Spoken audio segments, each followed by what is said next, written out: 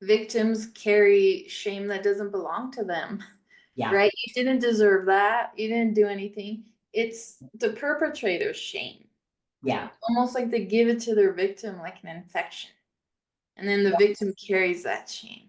Hey, empowered survivors. Welcome to the Let's Heal Show. I'm your host, Beth Jones, aka the Healing Mentor.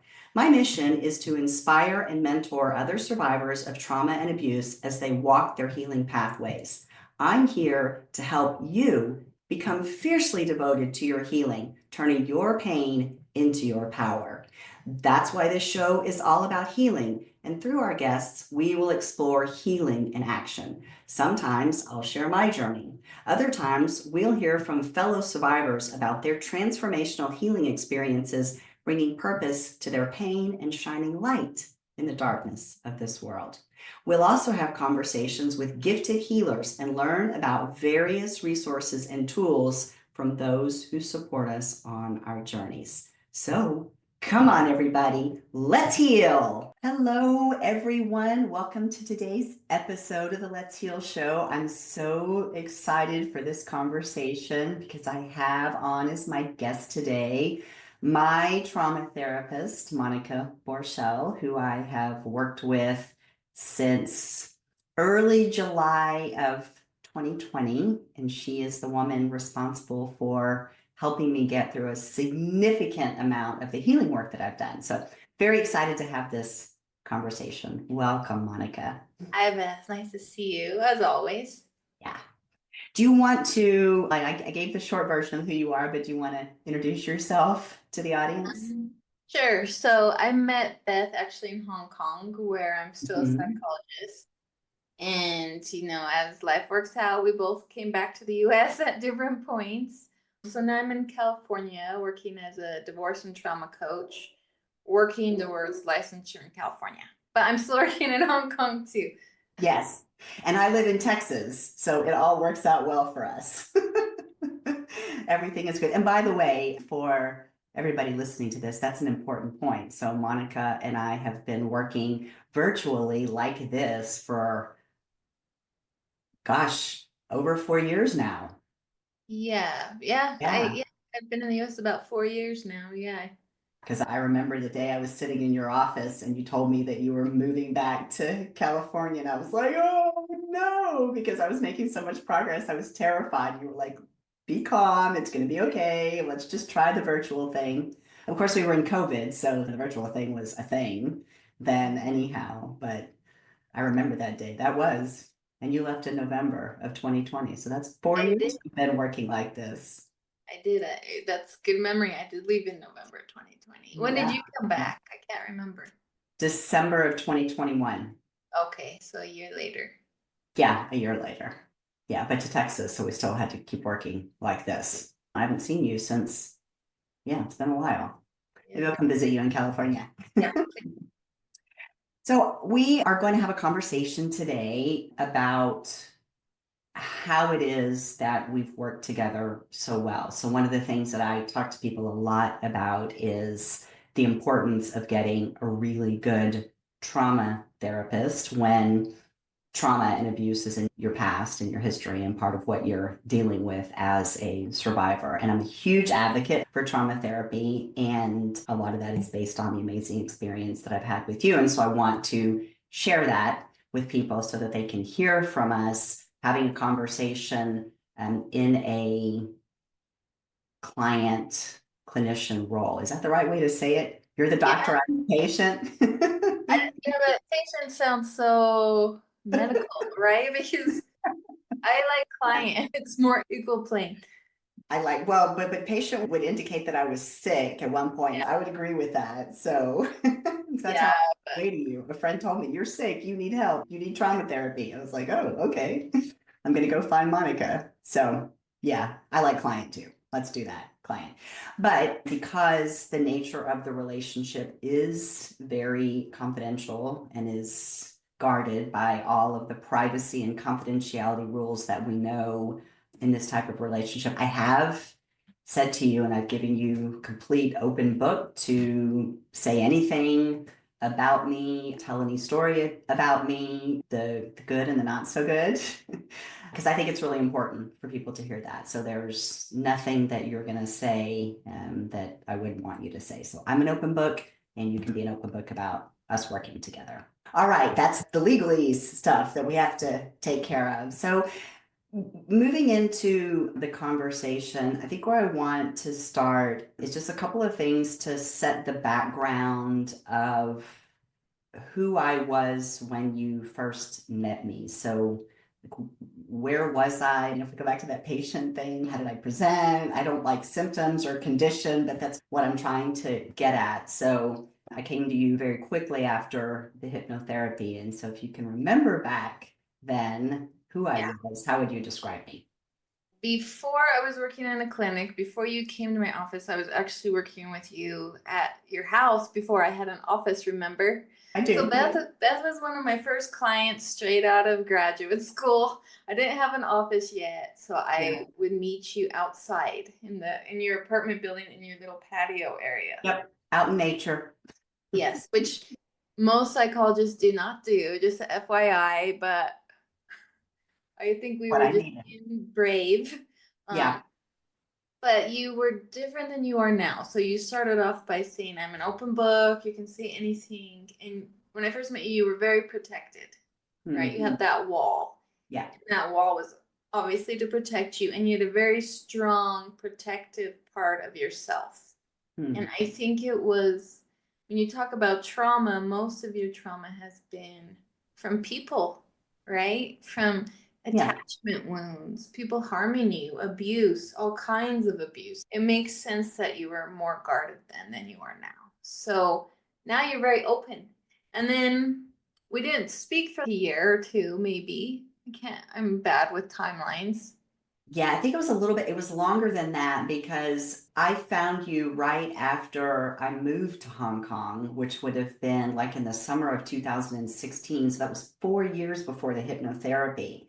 And I was in that period, which I talk about this a lot in the context of therapy, broadly speaking, but I was in a phase of my life when I felt like I needed help, but I didn't know. I was still in that time period of my life, those 45 years when I didn't know that I needed to heal before hypnotherapy.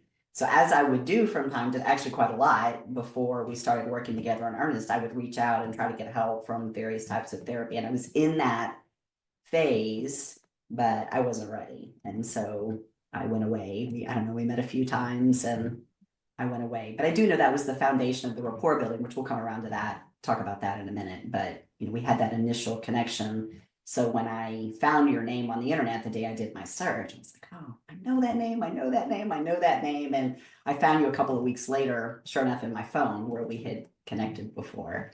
Yeah. Could make it But go. that was okay because by the time you were ready to come back, I had an office, I was working in a clinic, and I had learned EMDR. So it was perfect because It I was. think the EMDR was what really helped Yeah. you to heal. Because with Yes. EMDR, would you explain it? You're getting all kinds of visual and emotional flashbacks in a safe place, and you're processing really quickly, much quicker Yeah. than talk therapy. And so I Yeah. think the timing was just I perfect with think timing was perfect you as were well. synchronized. Yeah. Yeah. That's clear to me that I wasn't ready at the time. And I guess we would say you still needed to build skills that I needed at Mhm. that time as well. So when we came back together 4 years later, it was seamless.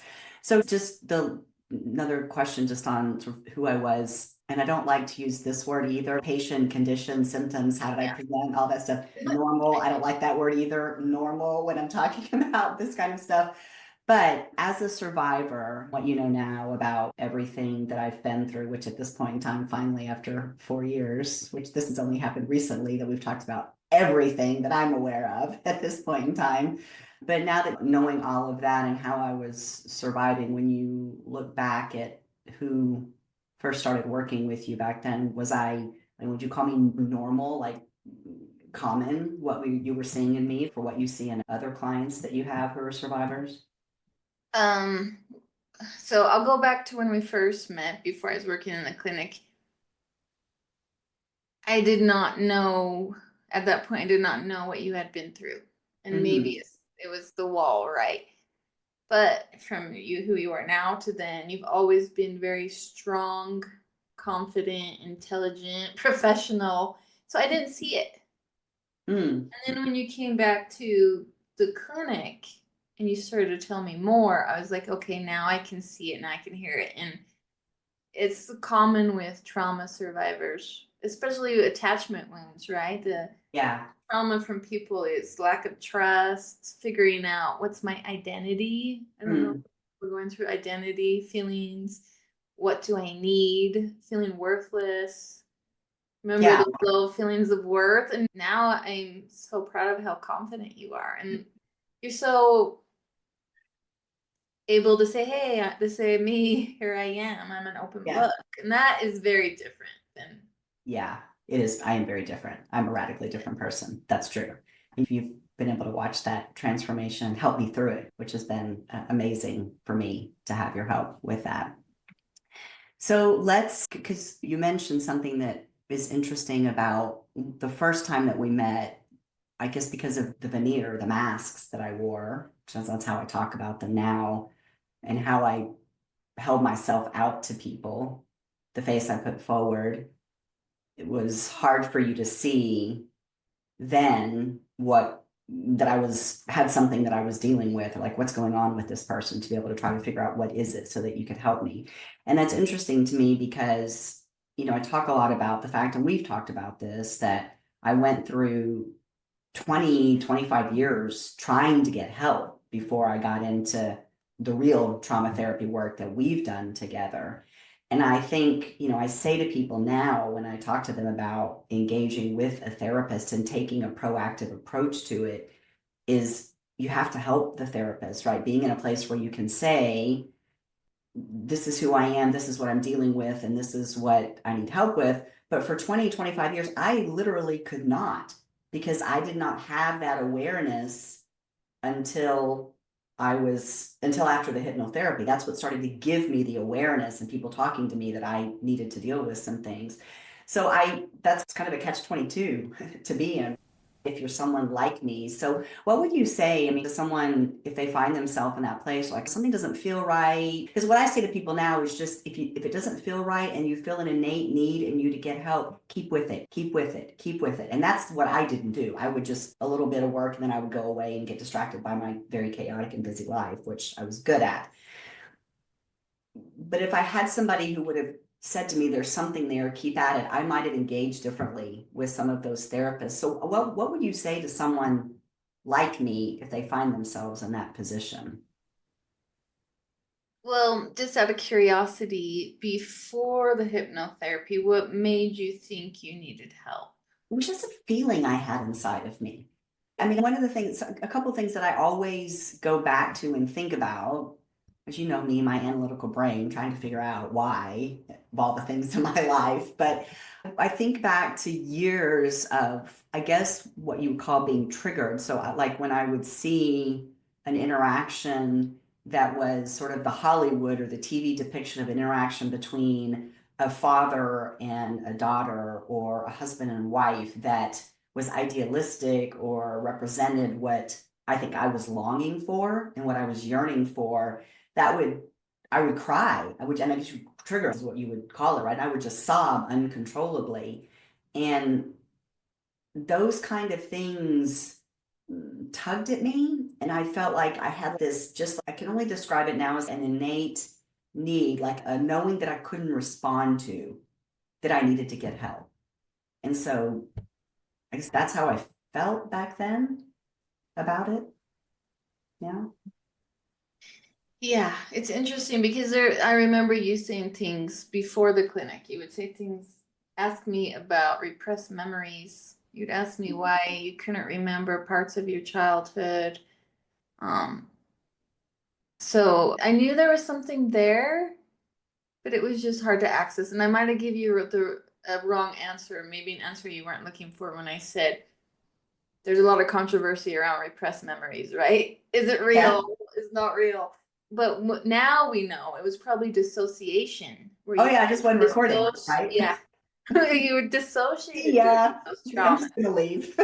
Yeah, But now Yeah, we know it was yeah, dissociation, right? It's yeah, not that we actively repress a memory. It's more like we didn't encode that memory if we were yeah. checked out. Yeah, just didn't record Yeah. it. So I think that's, I mean, that's the only thing that I have been able to say to people about that is just if you're in that place of something doesn't feel right, something's not right, it's off, I need help, you just got to keep going with it. And hopefully you find somebody like me to talk to who'll say, you really need to keep going with that because probably is something there, right? I think our inner knowings are super powerful. Our inner beings are very powerful and know a lot of the things that we choose to not remember. Yeah, and so to answer your question, I think also a lot of people struggle with feelings of low self-worth. Like no matter how successful they are, no matter how well they're doing, they never Mm, feel like it's enough. They're not enough, right? yeah. So that's a good time to check in. Mhm. Somatic things like stomach Yes. aches, headaches, a lot of inflammation could be stress. So even if you're just overwhelmed, it's a good thing to talk to someone. Yeah. And so all those things that you're saying, I mean, people feel those things all the time. And I think people are able to articulate those things, but I don't know that we associate them with an indicator of being a survivor, right? Or something that we need to heal from. So I 100% agree with you because I think those are the types of things, knowing what I know now, that if I would have been able to put that together, I would have been able to say, well, I'm experiencing overwhelm or anxiety or my stomach's torn up all the time or whatever, I'm headaches all the time, whatever it is. I think maybe that would have helped. So that's a great point. I think that's those things that just, here comes that word again, normal, Yeah, whatever about that us is. that might be indicators that there's Whatever normal is. whatever normal is, right? Whatever it is.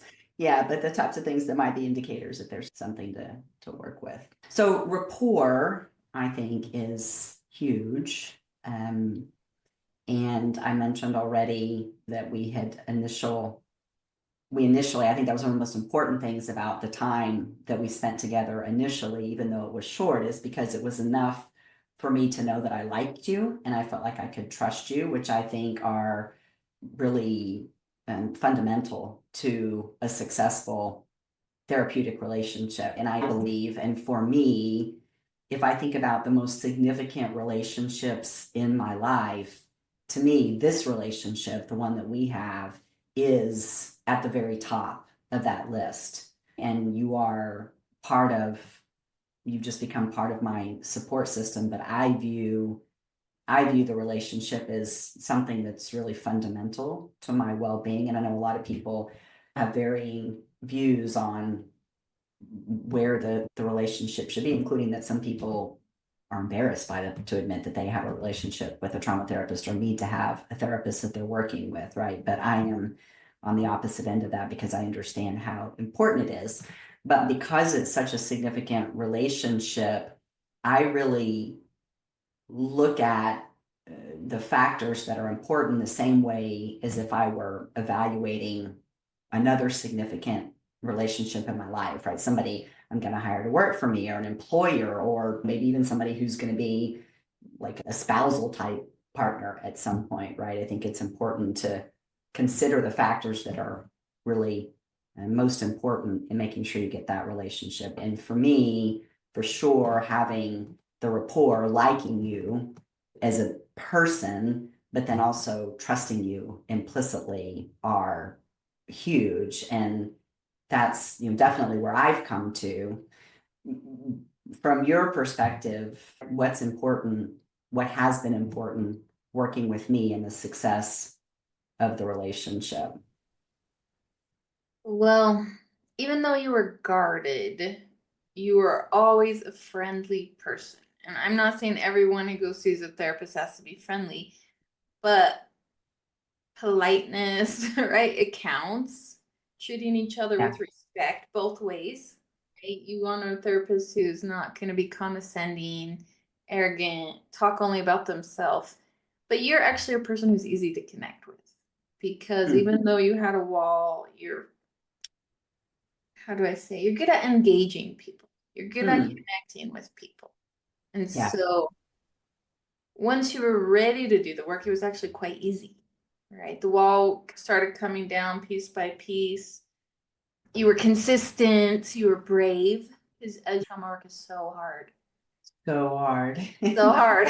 Hardest You thing I've ever really, done. yes. And sometimes the trauma therapy feels harder in some situations than the trauma. And you sat with it and you came back and you kept coming back and you were just like, I'm doing this. And you set your mind to it and you did it. Yeah, because I think because I knew early on that I was making progress. It's funny, you said to me yesterday, actually. So we had a therapy session yesterday because I see Monica just about every week still. So we did, and you mentioned to me what I call the emotional needs saga. So I remember, and this was, I don't know, only a few weeks after we've been working together again. I guess as you were starting to, I guess, I don't know, and you can tell me what happened, but I'm assuming at some point you were like, she doesn't even have any idea what her emotional needs are. And I don't Oh, even yeah.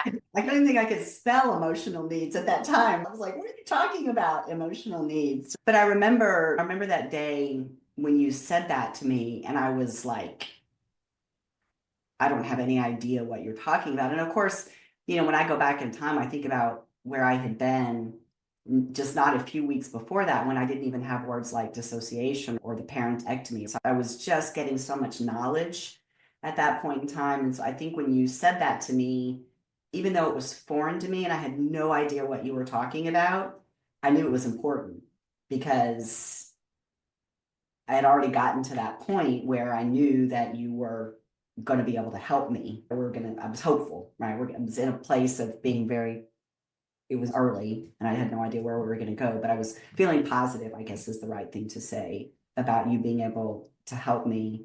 But even I kept at it. That was a long process Yes. to where you had to help me. And then I had to go through some things in my own journey. And I had to have, I don't know, I think it was 6 or 8 weeks before I ever got to a point where any of my emotional needs became forefront in my mind, where I could actually recognize them and then and it was actually a fight with my ex-husband that caused me to get the first three. I was like, oh, it was very clear to me, but I think it's that keep working at it. And even that, you asked me about that in a couple of weeks, I couldn't give you any answers. And so you gave me a piece of paper with all these words on it, common emotional needs. And that sat beside my bed on my night table beside my bed, open for all of those weeks. And I looked at it every single day. And then suddenly I had an event that occurred that brought those forward. But I think that's an example of that. I just kept working at it. And even though I was probably frustrated and like confused, like why can't I answer this? Why don't I know? I just trusted the process and trusted that I would get there. Yeah. And so that working at it, I think is probably is important. But I also think, having a therapist one of the things about you is, you have so much empathy, you care so much. And so that process of just continuing to be patient with me and to work through that with me I needed that a lot. And it was a great skill that you have, which I think is really important. Yeah, I didn't feel like I was being patient with you because you were working so hard. I could see how hard you were working, right? I think it's a struggle for a therapist when a therapist feels like they're working harder than the client is. I never had that feeling with you. You always worked harder than me. Always. So Thank you, but I don't know about that. you did. You always worked harder than me. There's no I doubt in don't my know. mind. No, you're working pretty hard there. I do know that. So I also think one of the things that's really important, and that I know for sure about you that I think is different from the therapist that I was working with before, and maybe part of this goes to my inability to give them any breadcrumbs to work with to help lead me.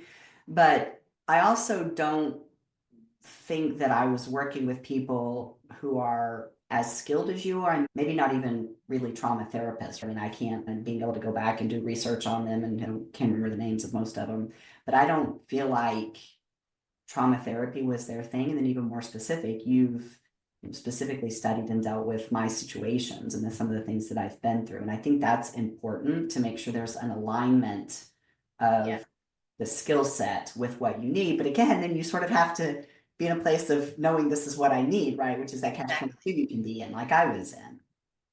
It's hard. It's hard finding the right person if you don't know what's going on, right? Because to your point, a lot of therapists specialize in different things. Yeah.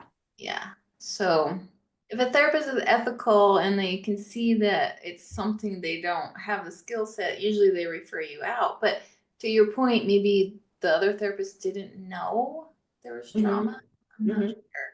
Yeah, because for all of those years, I mean, the first thing that I would have said to you when we came back together after the hypnotherapy, probably in the first session, I would have said to you, I was sexually abused by my grandfather when I was a child. Well, it was only a couple of weeks before I would have said that to you that I had the ability to get those words out of my mouth. So I went for years not being able to say that Yeah, it's hard. to anyone. And so that's back to what we were talking about before about that innate a pull, a need, just kind of keep going with it and give.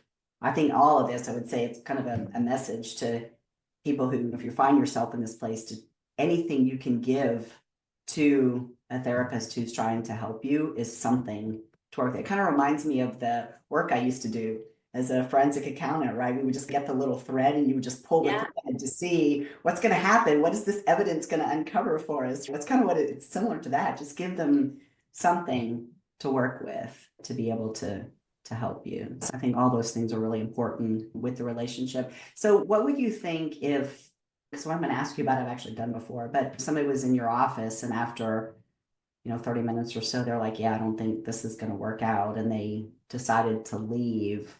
What would you think about that? Well, I guess it depends. If it's okay, we decide we're not a fit, or they decide I'm not a fit, it's okay.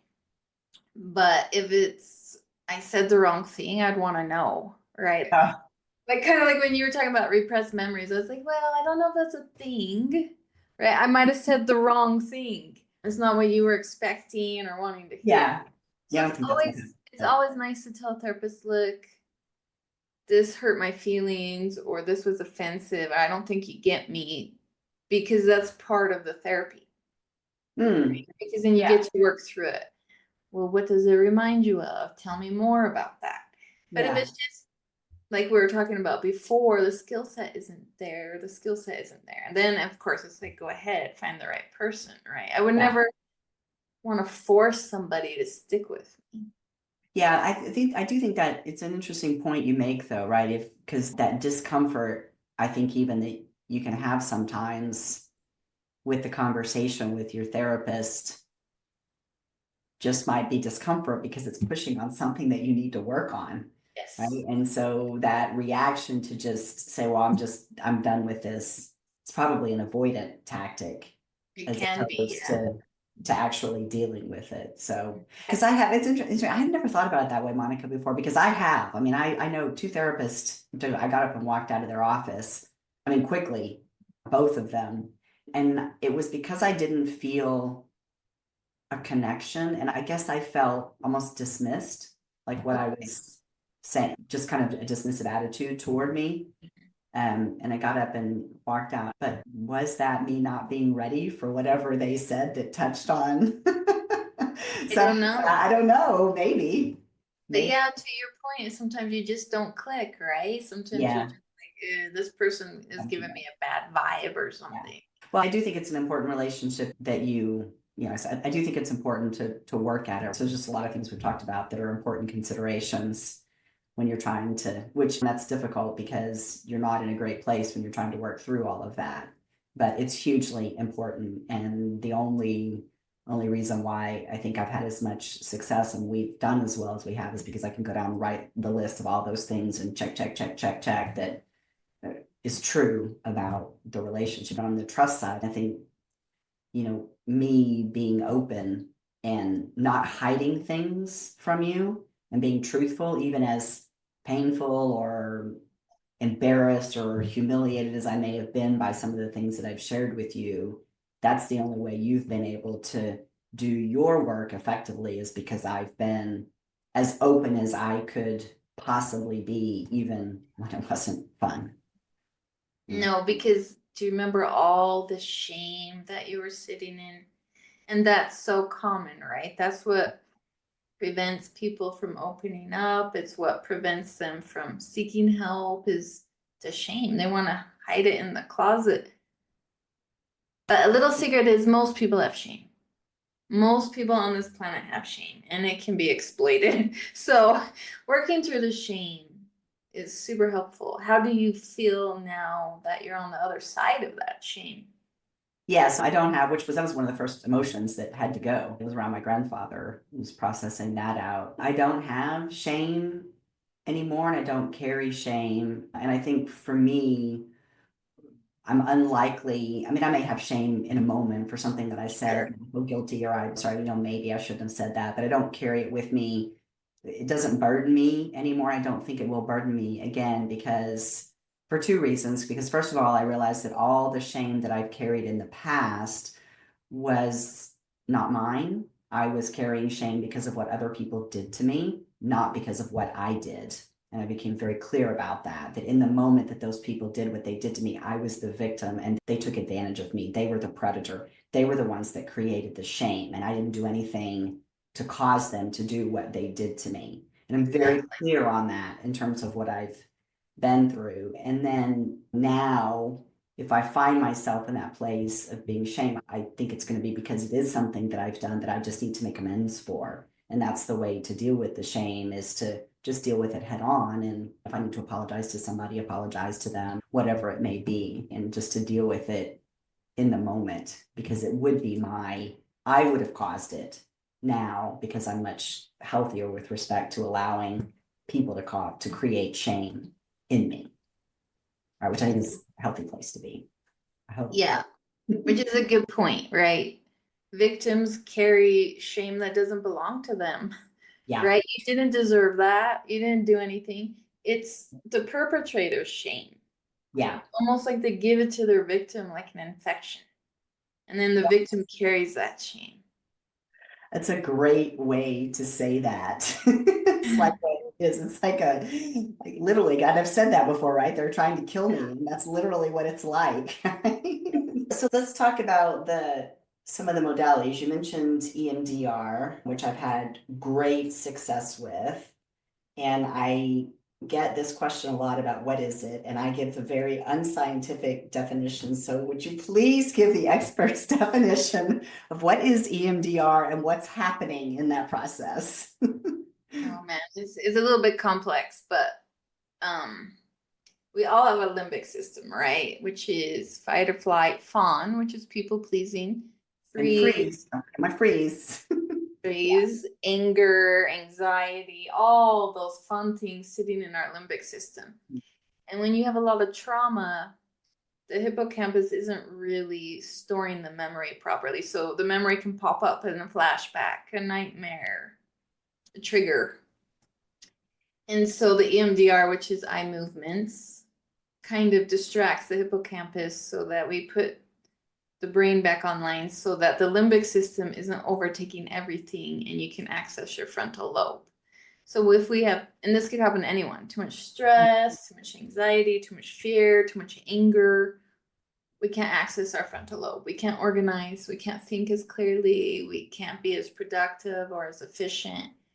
And so the EMDR just calms the limbic system. So everything's online and you can go through your life a lot easier, right? I don't think people know how much they're struggling when their limbic system's on. No, I don't. I agree with you. I don't think that people do. So I don't know. I think people don't know that. I think, and a lot of like all those things that we were talking about earlier that could be like indicia that there's something in you that you need to work through and work out. I think we've just accepted those as just normal states of being that we don't realize that's what's happening, right? The brain's a little scrambled, garbled, and kind of probably not working as well as it could be working. We don't realize that's what's happening. We just think it's normal. Especially if you, like for you, it happened in childhood, right? That's normal. Yeah. This is how I'm wired now. I'm wired to be hypervigilant, to be on guard, to be protective, to have this wall, right? Protect myself. Yeah, exactly. Yeah. So the EMDR, I've obviously had a lot of success with it. And you know that I didn't have success two attempts before with other therapists before the hypnotherapy and before we were working together. I don't know. I mean, we've talked about the connection between the person, the patient, and the therapist being a good one. So maybe that's part of the answer. But would you have any thoughts about why maybe I didn't connect with it the two times before and now I've had so much success? Connect with other therapists or No, with the the EMDR? EMDR. Yeah, the EMDR specifically. Well, I think you made a good point that maybe you weren't ready, Yeah. right? Because there was a lot of shame. And to add more stress to your life, there was a situation where you're thinking about getting divorced, Yeah, right? And then you got divorced. And then, so it's not like we had a clear path, stress free, clear path. that's We're true. going to work on healing. There's no other stress in your life. There's no other relationship Great stress point. or environmental Right, stress or work right. stress or living across the world stress, you know. Yeah, all So that. you have to clear that out before Yeah, that's a good you sit point. with Yeah, yeah, I think that's right. Clearing something else first so you can actually engage with it. This is a good point. And but luckily for me, I have had great success with EMDR and we've used it a lot. it. Yeah. And one of the things, two things that I think are super cool about it, well, I guess there's a few things that I think are cool from my perspective and how I've engaged with it. So one of them is that rhythmic state that we go into following. I don't follow your fingers. I follow some little cute bear on the top of a stick or something. Oh, I don't know, the Brainspotting. unicorn. That's the Yeah, that brain was the spot. Yeah, that's the Brainspotting. brain Yeah. spotting. Yeah, we'll come to that in just a minute. But the EMDR is your fingers typically. That's what I'm following. But that rhythmic state that it puts me into, it's almost like it's not a trance state, but it's almost there. And I can put myself into that same cadence and that rhythm when I move, which is super cool for me because that allows, I find my brain, like I process so much in my movement out in nature. And I know that's what it is because it's almost like my brain is conditioned to open when I get in that rhythmic state of the EMDR. So I don't know if you have other clients who Said that. experience that or can do that, or if that's just kind of peculiar to me. Yeah, no one's mentioned it to me before, so I think it's really interesting. I wonder if they recognize it. I don't know, maybe it happens, they don't recognize it. So it definitely, I definitely know that's what's happening because I feel myself getting into that unlocking state is, I guess, how I would describe it. Like my brain is going to unlock. And it happens. I mean, I've had some super powerful experiences, really super powerful healing experiences. And then other times I'm just, I don't know, writing a talk I'm going to give or writing a paper I need to write or whatever, right? When that unlocking happens. And then there are other times when I can be out running or walking and I'm just walking, listening to an audiobook or whatever it is, right? Kind of the more normal activity state. So that's always been very cool to me that I can almost invoke that same type of benefit that I get from the EMDR course. And I'm not ever, the one thing I should say about that, don't go trying to put yourself in that state thinking you can do it yourself. Because I've never, like the traumatic things that we've worked through, like the really difficult things and the difficult emotions and the negative I statements, I've never done that on my own without you, ever. Never tried. It's never even like approached where I've had to go, oh, no, don't do that. So there is definitely something different about what's happening for sure. Yeah, yeah, because processing trauma by yourself and then you get in that heightened state with your limbic system on fire, it feels safer if you find a therapist who's attuned to you, Yeah, right? Who can, to your point, sit with you with the empathy without dismissing you and sit in it with you. It's just, it's not as heavy. It's not as, yeah. yeah, I don't know the other word. It's not as anxiety ridden.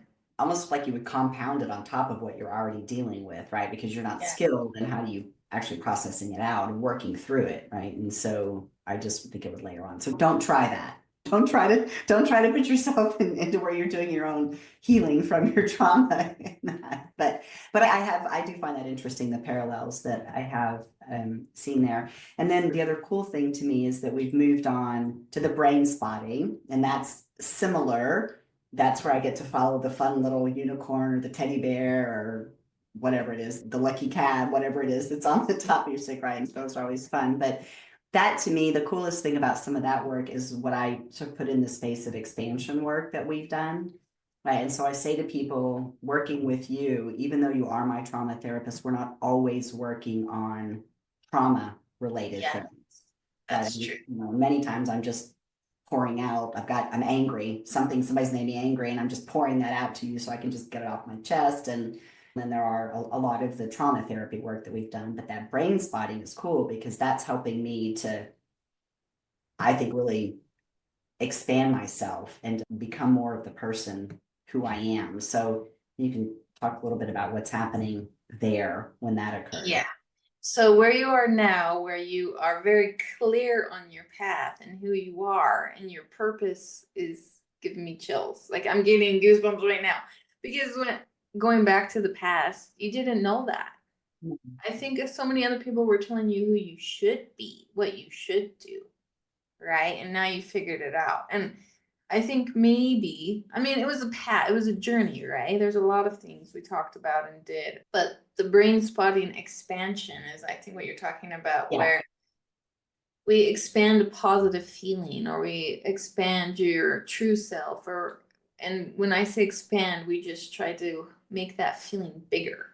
So both in EMDR and brain spotting, you can resource an EMDR, meaning help you feel safe, give you some internal coping resources.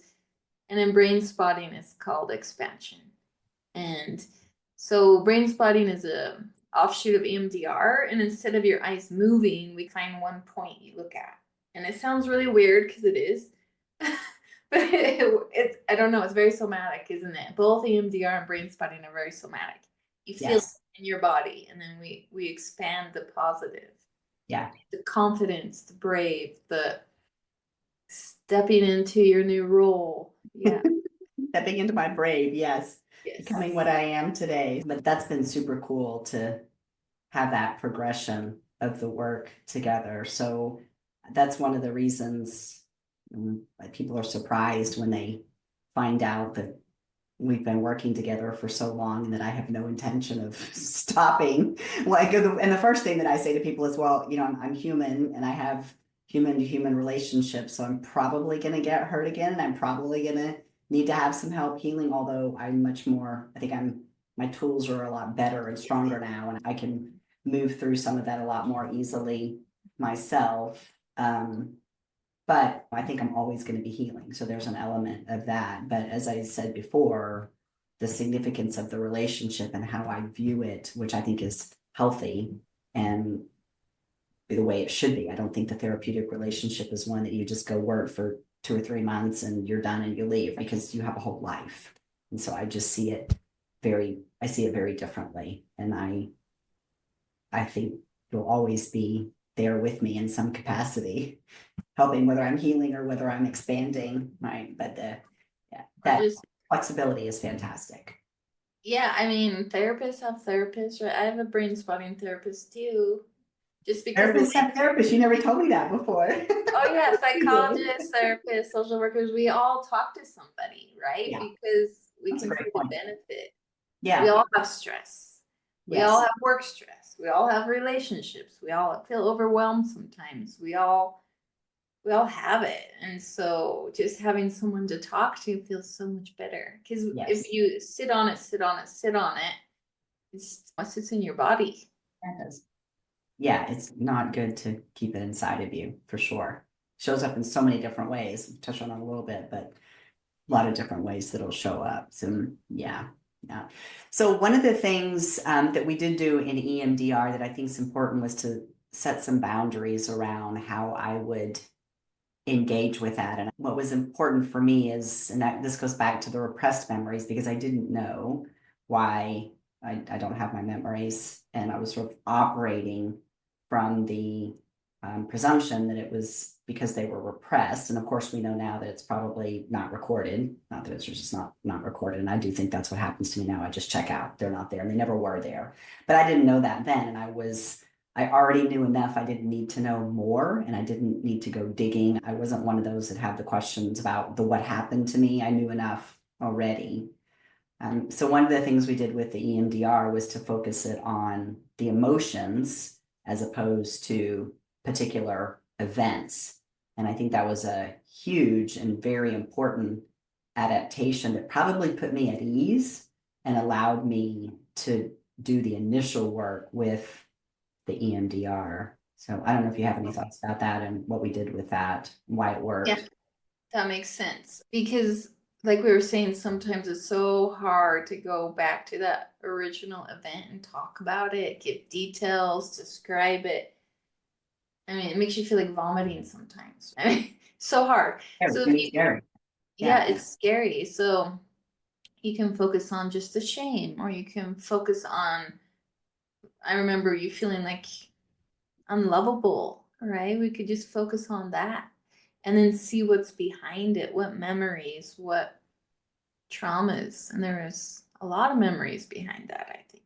Yeah, and for me, I did focused on things that were like real. So I would try to like the shame because I remember we were having those conversations where I was so frustrated with myself because I felt like I was judging people when I would pass them on the escalators in Hong Kong, and I'd be like, "Oh, that woman's dress is ugly" or whatever, And that was where my shame was. I was like, "Oh, why am I so judgmental?"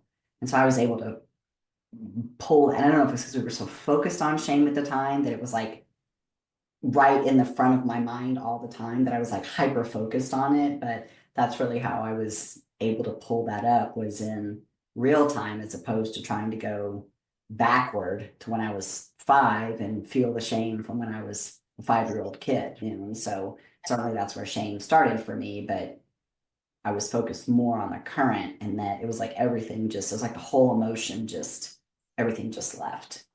And I guess what we talked about earlier when you asked me that about shame now, I mean, it's not with me. So that was one of the first emotions we processed out, and it hasn't come back anywhere close to what it was back then. Yeah, remember, and this is just what I mean when I say you worked a lot harder than I did, is you brought that in to the clinic saying you feel like you have a strong outer critic. Yeah. And I told you that when you've been abused, there's this outer critic perpetrator out here who says negative things to you. It becomes internalized, and you say those negative, your internal critic, right? Says Yeah. all negative things to yourself, and then you say it Yes. out loud, or you think it about other people. So Yeah, you really took that on, and you really worked with that, and you really sat with your inner critic for I did. weeks. Yeah, I did because it was fierce. Mine was really very fierce. And Mhm. I knew what was like intellectually, I knew what was happening, but you just can't. My mom was fierce. It was really, really loud. Yeah. And a little while to work through that. Yeah, it did. So I have a question for you about what's happened more recently. So it was just in June of this year, after we've been working together for right at 4 years, that I was able to finally get out the full story about what I experienced in high school with the date rape and being bullied after that. And I trust you implicitly, so it doesn't have anything to do with that. And I don't feel shame about it because it's definitely in that category that I didn't ask for it. I didn't do anything, and somebody else put me in that situation. Why do you think it took me so long to get that out? And I'm asking you this question, obviously, without the audience having the benefit of all the work that was going in the brain spotting work that was going into the expansion and dealing with my inner children, which I was dealing with. And there was a lot of stuff that was going on, obviously, coming together. But why do you think it took so long for that to come out? You had mentioned it before in 2021, actually, and I Hmm. think you kind of touched on it, and then because there was so much else going on in your life, and we were processing other things, we didn't go back to it. But you didn't give me all the details. And I think it took you a while because of the reliving. It was a big trauma for you, right? You start talking about it, writing about it, Yeah, processing it, you got to relive it. And who wants to do that? yeah, Right? yeah. No, and that is yeah, because it made me, there was a lot of emotion that came out that day that I told you when I finally got it all out. There was a Mhm. lot of emotion that came out. There was still attached to it. But you are, that's the other thing that's happening. I was writing the book and I got my editor feedback that was like, oh, it might be good if you could kind of enhance this a little bit. Cause I think I just like barely said 2 words about it or something in Yeah, that version of the book that my exactly. editor had. And I was like, okay. And so Ugh, a yeah. lot of things that all came together at once, but it's always been very interesting to me. And I do remember that we did touch on it briefly back in, I mean, that would have been, yeah, I guess maybe I was still in Hong Kong when that happened, when we talked. I Yeah, don't remember it exactly when, was. but I was still I there. I, I remember you telling me because I remember it was in the clinic and I was like, oh, that I didn't know that, right? Yeah, This is a big one. I don't think people understand how much I think people do. I should rephrase that. Sexual assault is so horrific.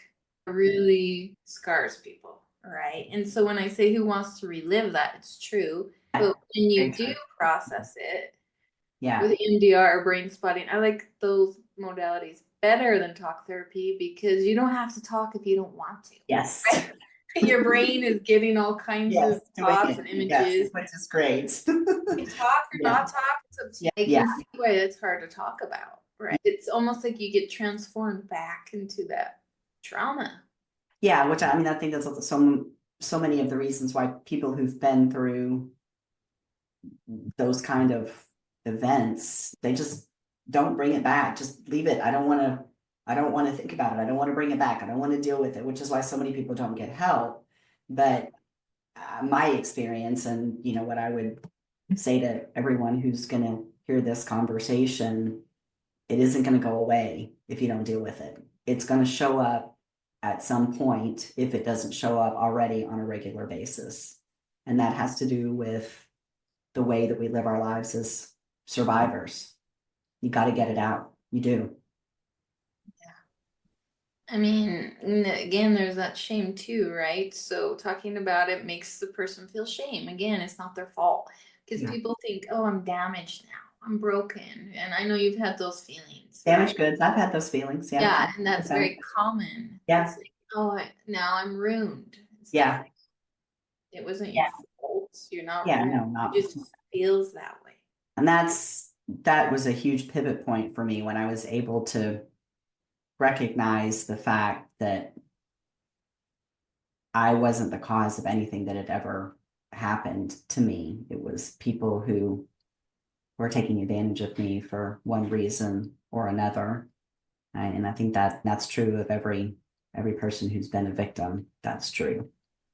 All right, we're not the cause of it at all, but yet we carry all those awful Yes. emotions that are And blame. attached with it unfairly. We get burdened by it, which causes us then to have all kind of problems in our daily life, which is where I found myself when I needed to go on my healing journey. Well, it's been an amazing experience working with you. I can't imagine my life without you. And I wish for every person out there, every survivor of trauma and abuse who needs to heal, I wish for them that they're fortunate and blessed enough to find someone like you to work with. It took me some work, and I've done my work, It's a but lot of work. You've done a lot of work. And so I am really happy I know you. And I'm so proud of you. thank you. So proud of you. Thank You, you. Thank you. it's true. You worked hard. Thank you. Yes, it's very kind of you. So I'm going to put all your contact information into the notes of this so people will be able to reach out to you and contact you. But of course, you know that you can find her through me. And I'd be happy to connect you. But thanks so much for doing this and for sharing both sides because I think it's an important conversation. It's an important relationship. And I want people to know how truly beneficial it can be if you can find a place where you've got it right or got it mostly right with the person that you're working with. Yeah. Thank you too for having me on. It's always nice to chat with you. Yeah, it's fun. Yes. Okay. All right. Bye, everyone.